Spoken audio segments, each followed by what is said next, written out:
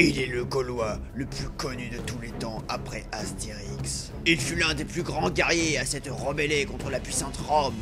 Il fut une légende dont le nom inspira la peur à ses ennemis. Et il est français! Vercingétorix! Epic the chain of the history. Vercingétorix est né aux environs de -72 avant notre ère. Il est le fils de Celtios, un chef gaulois de la tribu des Arvennes, l'un des peuples les plus puissants de la Gaule à cette époque. Ce dernier, quelque peu trop ambitieux, est condamné à mort par les autres chefs, après avoir tenté de rétablir à son profit la royauté. Resté seul, Vercingétorix est épargné et conserve ainsi la fortune de son père. C'est ainsi que, grâce à celle-ci, il peut suivre un enseignement à l'école des druides. Il y apprend notamment que son âme est immortelle.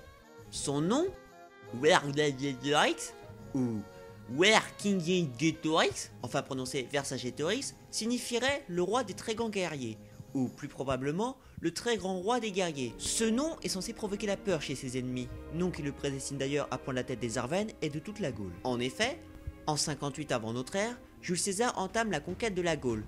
Durant 5 ans, l'expansion de Rome en Gaule atteint tout le sud-est du pays, avec bel et bien l'intention de conquérir toute la Gaule.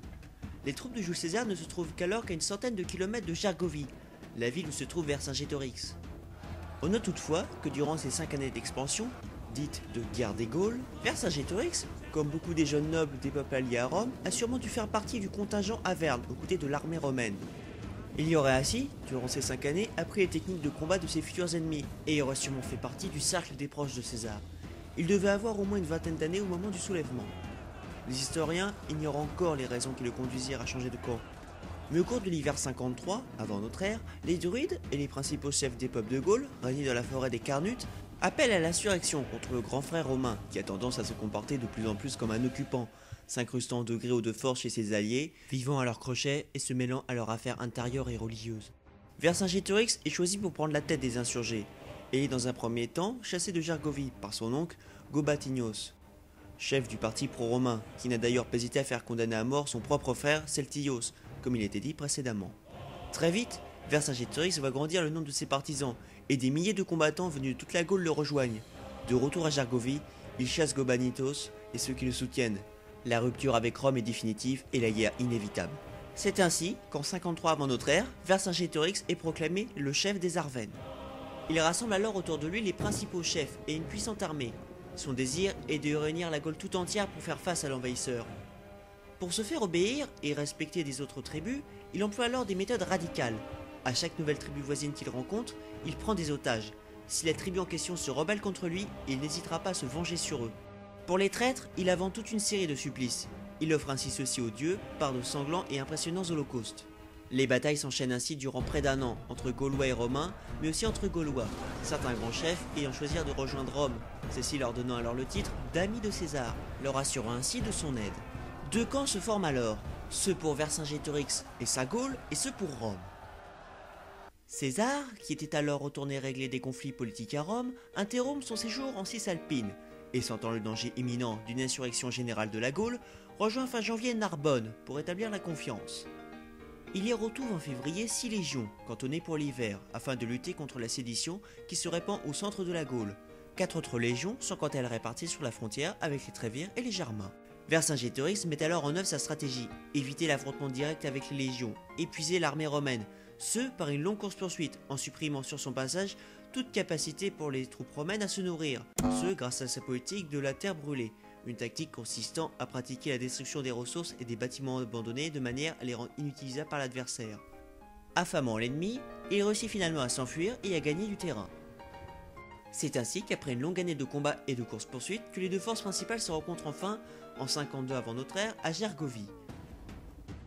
Vercingétorix, toujours fidèle à sa tactique de fuir le combat direct tant que possible, s'enferme dans Gergovie. César monte le camp face à la ville et lance finalement le siège en avril 52 avant notre ère. Ses troupes montent à l'assaut par 2 angles différents, mais suite à un échec et sont finalement repoussées. Les pertes sont légères, 700 légionnaires, mais c'est un échec pour César qui doit se replier.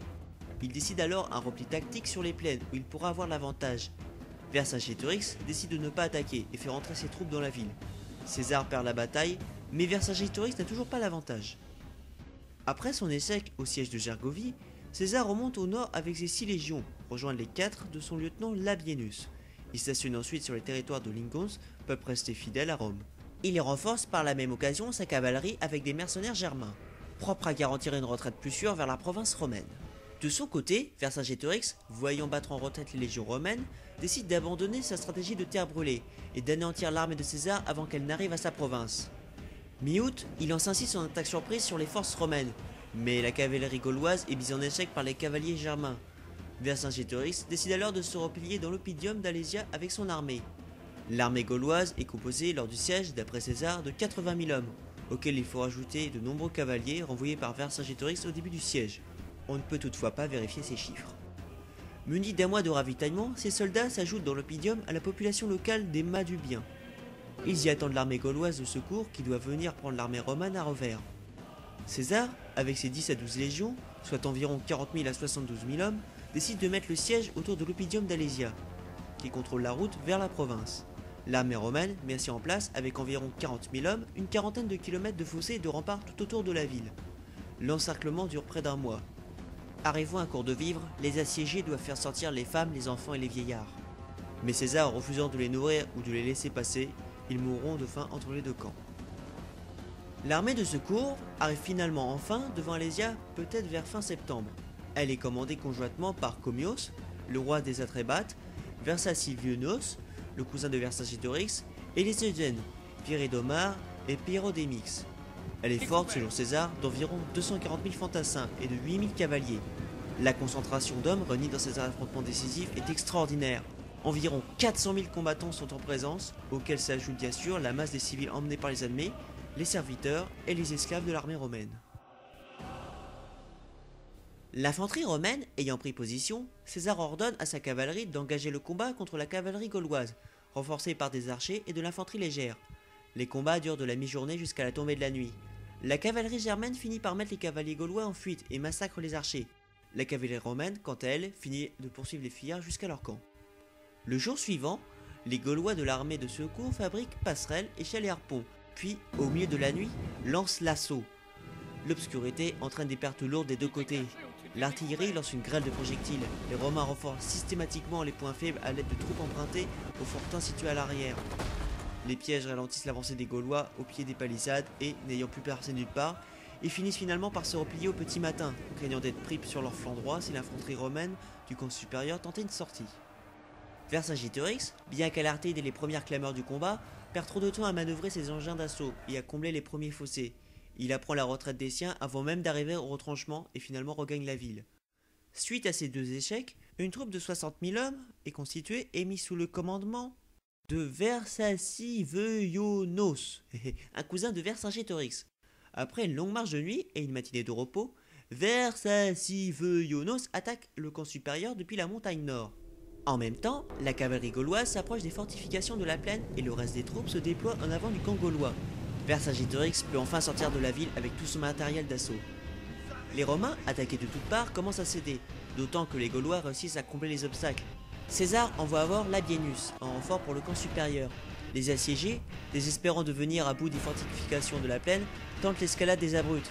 Ils chassent les défenseurs des tours sous une grêle de traits, comblent les fossés, réussissent à faire une brèche dans la palissade et le parapet, et finalement réussissent à rentrer dans la cité. Voyant ce désastre, Vercingétorix ordonne le repli de ses troupes. Au signal de la retraite, les troupes de secours quittent leur camp et s'enfuient. Les fuyards sont en partie rattrapés par la cavalerie romaine. Beaucoup seront pris ou massacrés. Les autres, ayant réussi à s'échapper, se dispersent dans leur cité. Cette grande bataille aura fait s'affronter et mis face à face près de 60 000 hommes, soit rassemblé environ plus de 120 000 soldats. Pour se faire une idée de la superficie requise, on peut comparer avec la bataille d'Austerlitz, qui a vu s'affronter les 73 000 soldats de Napoléon Ier et les 85 000 hommes de la coalition austro-russe, sur un terrain de 8 km sur 12. Enfin, c'est une image, hein. Le lendemain, Vercingétorix décide de se rendre. Après la reddition des Gaulois, la plupart des guerriers gaulois, sauf les Éduènes et les Arvennes, sont réduits en esclavage et distribués aux légionnaires en raison d'un par tête.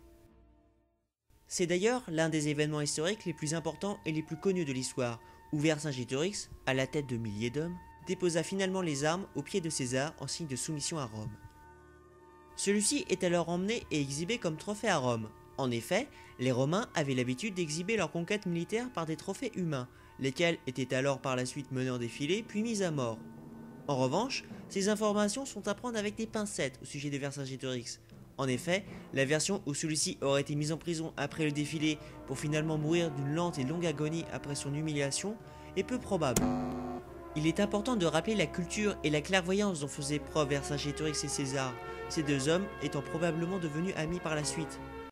La version la plus probable étant que celui-ci aurait vécu dans une villa pendant plusieurs années, au terme desquelles, après la pression du Sénat, il aurait été finalement mis à mort, ce contre la volonté de César. Quoi qu'il en soit, la plupart des historiens s'accorderaient néanmoins à dire que celui-ci serait bien mort à Rome, ce par strangulation. Quand et pourquoi par contre, on ne le sait guère. Vercingétorix connut donc une enfance et une fin tragiques. Sa vie ne fut en effet que parcourue et côtoyée par la mort.